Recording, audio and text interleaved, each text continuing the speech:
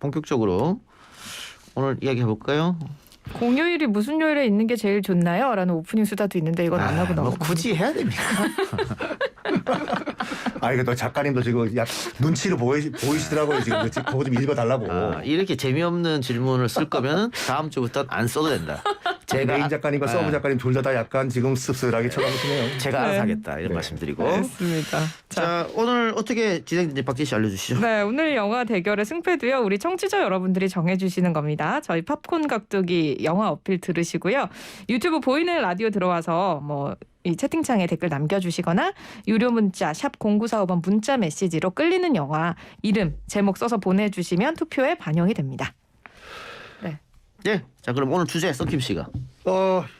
이번에 대선은 내년 3월 9일이죠. 근데 예전에는 대통령 선거가 딱 이맘때 보통 치러졌습니다. 아 그렇죠. 그렇죠. 그러네요. 12월 18일에는 김영삼, 김대중 대통령 후보 당선됐고 12월 19일에는 당시 노무현, 이명박, 박근혜 후보가 당선됐는데 그래서 이맘때쯤 하면 또 대통령 선거가 생각이 나가지고 아하. 대통령이 나오는 영화를 한번 골라봤습니다. 와, 근데 그렇게 말씀하시니까 우리 앞으로 원래는 12월에 항상 예. 대통령 선거를 치렀는데 앞으로는 계속 이제 3월에 그렇죠. 그렇게 치르게 되는 되면 거죠. 누가 탄핵당하지 않는 이상. 예, 그렇죠. 네. 누가 다시 탄핵당하는 그런 일은 없어야겠고요. 그렇죠. 예. 이제 3월달에 매번 이제 대통령 선거가 치러지는데 헌법이 바뀌지 않는 이상 그렇겠죠. 네. 저는 오히려 다행이라고 봐요. 왜 3월이 왜요? 왜요? 아니 12월이 너무 추워. 그래서 투표하러 많이 안 국민의 나오신다. 의무를 지키셔야지. 납세 안 하시는 거 아니에요? 아니 추워도 투표하러 가긴 갑니다만 날씨 따뜻할 때 더 많이 가지 않을까. 네, 그리고 뭔가 우리가 이제 그 대한민국 분들은 3월에 뭔가 새롭게 시작된다. 새 학기가 이제 3월에 시작되잖아요. 우리나라는. 예. 3월이 뭔가 새로운 출발을 의미하는 것 같아서 저도 3월이 조금 더 좋은 의미가 있는 것 같다는 생각은 합니다. 어쨌든 대통령이 나오는 영화 오늘 주제로 한번 정해봤습니다. 예, 지금 썬킴 씨가 4연승 중입니까? 아마 4연승일 것 같습니다. 오늘 제가 질 것 같아요. 근데. 그래요? 제가 오늘은 어떻게든 이기기 위해서 예. 우리 청취자분들이 좋아하실 만한 영화를 가지고 딱 왔어요. 오늘 초이스 보니까 제가 졌어요. 네. 박지 씨가 오랜만에 4연패를 벗어나기 위해서 고른 영화 어떤 영화입니까? 제가 고른 영화는요. 2019년에 개봉해서 거의 이제 500만 관객을 동원할 뻔했던 470만 정도더라고요. 남산의 부장들이라는 영화입니다. 남산의 부장들. 네. 원래 원작 책이 있었는데 책을 이제 영화로 그렇습니다. 했던 것이죠. 네. 예. 요거 제가 조연출했던 똑같은 주제의 영화도 있거든요. 1994년도에 개봉했던 증발이라는 영화였어요. 그 유튜브에 보면 나와 있는데 보십시오. 전혀 기억이 안 나네요. 알겠습니다. 자 그러면은 썬킴 씨 갖고 온 영화 뭡니까? 제가 오늘 질 영화는 뭐냐면 1997년도에 개봉을 했던 그 베리 레빈슨 감독의 웩 더 독이라고 로버트 드니로와 더스틴 호프만이 주연했던 영화. 참 씁쓸했던 영화죠. 야 정말 권력의 뒤에 저런 치졸한 작전들이 있었나라는 거를 보여줬던 영화를 들고 왔습니다. 예. 웩도독이 어떤 뜻이죠? 웩 더 독 WAG가 흔들다는데 웩 더 독은 원래는 몸통이 꼬리를 흔들어야 되잖아요. 근데 웩 더 독은 꼬리가 몸통을 흔든다. 주객 전도란 말이거든요. 그래서 이 영화를 보면은 우리가 알고 있는 국가 원수 대통령이 국가 원수로 알고 있는데 이면을 보니까 대통령은 그냥 바지 사장이고 우리가 알고 있는 집권층, 권력층 이 대통령을 쥐고 흔든다. 예. 이런 내용이죠. 이재명 후보 지지합니까? 갑자기 그걸 왜 물어봐요? 이재명 후보가 지금까지 자기가 책도 쓴 것도 그렇고 지금까지 주장하던 게 꼬리가 몸통을 흔든다였거든요. 대통령 주제 영화를 말하면서 이재명 후보가 맨날 하던 이야기를 꺼내는 것은 지금 굉장히 문제 있는 거 아닙니까 이거? 이런 우연의 일치가 있나요, 진짜? 저도 방송을 오래 해야 되기 때문에. 방송의 중립을 좀 지켜주세요. 전 방송 오래 해야 돼요. 이걸 우연의 일치라고 하죠. 우연의 일치일 뿐이다. 그럼요. 네, 알겠습니다. 웩도독 이거 실화를 바탕으로 한 건가요 혹시? 실화를 바탕으로 했다라고 베리 레빈슨 감독이 얘기는 안 했어요, 솔직히요. 이건 가상의 허구 스토리다라고 했는데 조금 이따 말씀드리겠지만 정말 우연인지 모르겠지만 이 클린턴 대통령과 또 트럼프 대통령이 이 웩도독 전략을 그대로 쓴 케이스가 있어요. 이따 말씀드리겠습니다. 알겠습니다. 자 반대로 남산의 부장들은 실화를 바탕으로 한 영화. 네, 그렇습니다. 이게 이제 박정희 대통령과 그 중앙정보부장이었던 김재규 씨 사이에 그런 인간적으로 벌어지는 과정이라든지 그런 걸 중심으로 그려낸 영화입니다. 대략적인 스토리는 다들 아실 거라고 생각이 들고요. 네. 예. 네. 알겠습니다. 자 그러면 웩도덕 줄거리부터 볼까요? 이게 가상의 스토리입니다. 가상의 미 대통령이 이제 그 대통령 선거 재선 선거죠. 재선 선거를 2주일 앞두고 백악관에서 성추행 사건을 터뜨립니다. 그때 걸스카우트들이 백악관을 이제 그 견학을 왔는데 거기서 성추행을 터뜨리거든요. 그래서 까딱 잘못하면 재선이 이제 실패로 돌아갈 처지에 놓이자 백악관 참모진들은 어떤 생각을 하냐면 이거 사건으로 사건을 덮자. 이 작전을 쓰는 거예요. 그래가지고 전략가, 미디어 전략가인 로버트 드니로를 데려와가지고 이거 어떻게 해결해봐라 했더니 지구상 어딘가에 가상의 미국의 적을 만들어서 미국을 공격한다는 시나리오를 만들자. 그래서 얼떨결에 지구본을 돌리다가 이 나라 어떠냐 했더니 발칸반도에 알바니아라는 나라가 나온 거예요. 예. 미국 사람들은 대부분 알바니아가 어딘지 모르거든요. 알바니아가 미국을 공격할 것이다. 라고 이제 이 가상의 시나리오를 짜는 거죠. 그러니까 모든 언론들은 알바니아가 미국 공격한다. 알바니아 미국 공격한다. 이 이슈가 성추행 이슈를 덮어버린 거예요. 그래서 이슈로 덮는다. 프레임을 전환한다. 그 프레임을 전환한다. 아내 문제는 아들로 덮는다. 좀 방송 오래 해야 되기 때문에 다음 진행해 주시죠. 네, 우리 청취자 여러분들이 뭐 판단하실 수 있을 거라고 생각이 들고요. 네, 뭐 저도 그래서 비슷한 이야기 뭐 대략적인 줄거리를 말씀을 드리자면 일단은 이게 정치적인 배경보다는 박정희, 김재규 간의 그런 인간적인 문제에 더 집중한 드라마다 이렇게 말씀을 드리고 싶은데 일단은 영화 자체의 시작을 보면 스토리가 어떻게 시작이 되냐면 그 박정희와 김재규 이 두 사람의 분이 이제 이성민 씨 그리고 이병헌 씨잖아요. 이 두 사람이 서로의 정치적인 견해 차이로 인해서 은근히 좀 소원해진 그런 상태입니다. 그래서 이제 조금 의견 차이가 있는데 그러다가 우리가 알고 있는 김영욱 중앙정보부장 암살 사건이 일어납니다.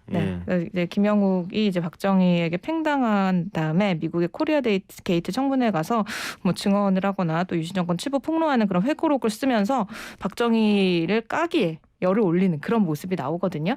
그러니까 이걸 어떻게 처리할 것이냐 이 사람을. 그러면서 영화가 시작이 되고 이 이병헌 씨가 본인의 동지였던 김영욱을 살해를 함으로 인해서 소원해진 그 박정희 대통령과의 관계를 회복하기 위해서 애쓰는 거예요. 근데 이게 어떻게 보면 충성심을 표현을 한 건데 박정희가 너 그렇게 친구를 죽일 수 있느냐 이런 식으로 나오는 거예요. 그러니까 너무 화가 나는 거죠. 이제. 그 영화상에서는 이제 프랑스 현지에서 처리라는 거로 나오는데 1994년도 신상옥 감독, 썬킴 조연출을 했던 증바를 보면은 김영욱 씨를 프랑스에서 납치해가지고 청와대로 가져오는 그런 설정으로 그랬는데 여러분 유튜브에서 꼭 시청 바랍니다. 김영욱 사망은 한 4가지 설이 있어요. 4가지 설이 있는데 어느 하나 정답은 아무도 모르는 거죠. 이 작가님은 뭐가 진실이라고 생각하세요? 저는 4가지 중에 하나가 정답이라고 봅니다. 그게 정답이에요 진짜. 네. 어떻게 정답입니까? 아무도 4가지 중에 하나 있어요. 네. 이거는 뭐 그 증언자들이 또 다 다르고 또 이게 뭐 역사적 기록이 있는 것도 아니고 소위 말해서 정보 요원들이 가서 벌인 일이기 때문에 뭐 진실을 알 수가 없죠 저희. 알 수 없죠. 만약에 이제 프랑스에서 이 남산의 보장들에서 그러니까 묘사가 된 그 사건이 있었다고 하면은 이 한국과 프랑스 사이에 큰 외교 갈등으로 번질 가능성이 있었죠, 솔직히요. 근데 증언해줄 사람들이 꽤 있었는데 지금 다 사망했다. 그런 건 참 안타깝습니다. 특히 프랑스 공사 이상일 씨 같은 경우에는 직접적으로 이 일에 대해서 프랑스에서 가담했고 자신들의 요원을 파견했고 그러니까 충분히 알 수 있는 자리인데 마지막 사망할 때까지 입을 닫겠다고 얘기했기 때문에 역사적으로 그런 것은 좀 알려주고 갔어야 되지 않느냐. 좀 안타까운 생각이 듭니다. 어쨌든 박정희 전 대통령하고 있었던 진짜 일이었기 때문에 이 박 전 대통령을 누가 어떻게 연기하느냐 또 김재규를 누가 어떻게 연기하느냐 여기에도 관심이 많았던 것 같아요. 네, 그렇습니다. 그래서 이성민 씨가 박통의 역할을 합니다. 여기서 이제 영화 속에서는 박통이라고 그냥 나오거든요. 박정희 대통령의 역할을 하는데 뭔가 그 머리 스타일이라든지 뒷모습, 그 귀가 이렇게 살짝 서 있는 그런 모습. 그 귀를 분장할 때 뒤에서 밀었어요. 귀가 더 크게 보이기 위해서. 네, 그렇게 하기 위해서 정말 온갖 노력을 다 했다고 하더라고요. 그래서 뭐 앞모습은 어쩔 수 없겠지만 뒷모습은 영화에서 봤을 때도 와 정말 박정희 전 대통령 아니야? 이런 생각이 들 정도로 너무나 실감나게 묘사를 했고요. 이병헌 씨 역시 그 김규평 역, 김재규 역할을 정말 소름 끼치게 잘 소화를 했다라는 굉장한 호평을 받았었죠. 이거 이 영화 개봉이 한 이후에 너나 나나 이거 따라했지 않습니까? 임자가 알아서 해. 맞아요. 임자라고 부르는 거. 예. 네. 왜 그러시죠? 의외로 네. 웩도덕이 앞서고 있습니다. 영어로 돼 있어서 그래. 영어. 꼬리를 흔들어라 이렇게 한국말로 쓰면. 더 분발하겠습니다. 예. 네. 그래서 어쨌든 뭐 예전에 그 11.6을 다룬 영화들이 제3자적인 관점에서 머물렀던 거랑 다르게 이 남산의 부장들이라는 영화는요. 김재규의 입장에서도 뭔가 깊숙하게 그 갈등이라든지 이런 것들을 고민하는 모습을 볼 수가 있습니다. 네.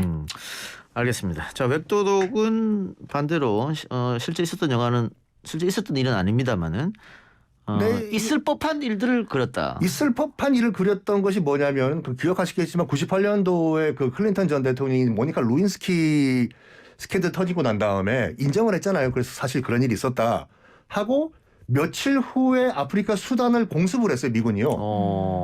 그러니까 물론 그쪽으로 시선을 돌린 거죠. 근데 그때 오폭이어가지고 폭격을 하고 보니까 아스피린 공장을 폭격한 거예요. 반군 공장이 아니라 반군 그 기지가 아니라. 또 트럼프 같은 경우에도 이 러시아 스캔들 터지자마자 또 일주일 후에 시리아 공습을 하고 이런 식으로 이슈를 덮는 케이스들이 많았는데 이 웩도덕 같은 거 보면 소름 끼치는 게 뭐냐면 그 말을 하거든요. 미디어 전문가인 그 더스틴 호프만이 솔직히 너 마이클 잭슨 본 적 있냐고.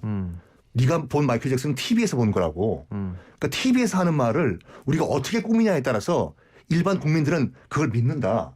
그걸 꾸미는 전문가가 나다. 그러니까 정권은 나한테 잘 보여야 된다.